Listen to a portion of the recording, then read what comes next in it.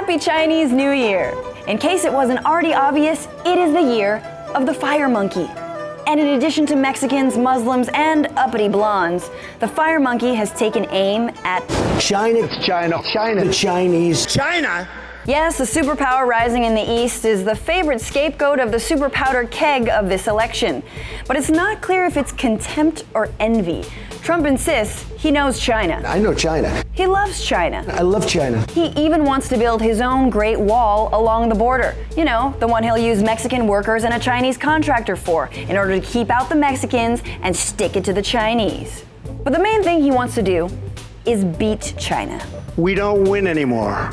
We don't beat China in trade. Trump's called China's economic relationship to the U.S. the biggest theft in American history, even bigger than America itself.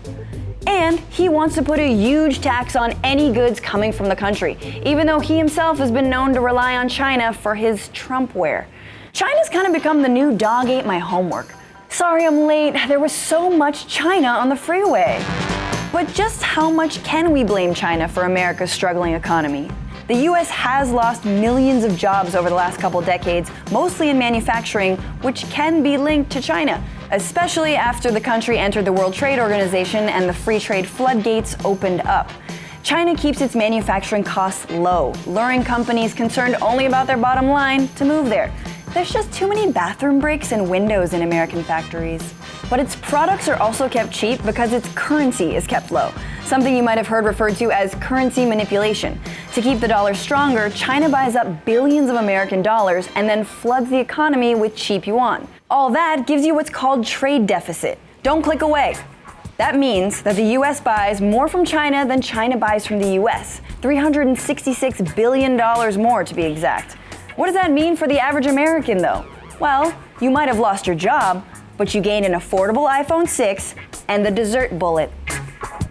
That seems fair. But for non-average Americans like corporations and billionaires like Donald Trump, the trade-off has been much clearer. Companies in garment, electronics, and retail industries have all profited big time off of this trade dynamic. Take Apple. It only cost them $8 to manufacture an iPhone in China. If they made that same phone in the US, it would cost $73. Makes sense that they had record profits of $53.4 billion last year. So China might be beating us economically, but that's by design, which I guess means Trump's not wrong, okay? But like any toxic relationship, quitting cold turkey is easier said than done. If we stop trade tomorrow, there'd be a recession. Or if we slapped huge taxes on imports, we could end up with huge consequences. And lately, this codependent relationship is falling apart at the nimbly constructed by exhausted workers seams.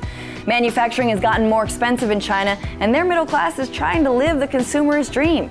How dare they? I guess the globalized economy is just a wee bit more complicated than the fire monkey might like.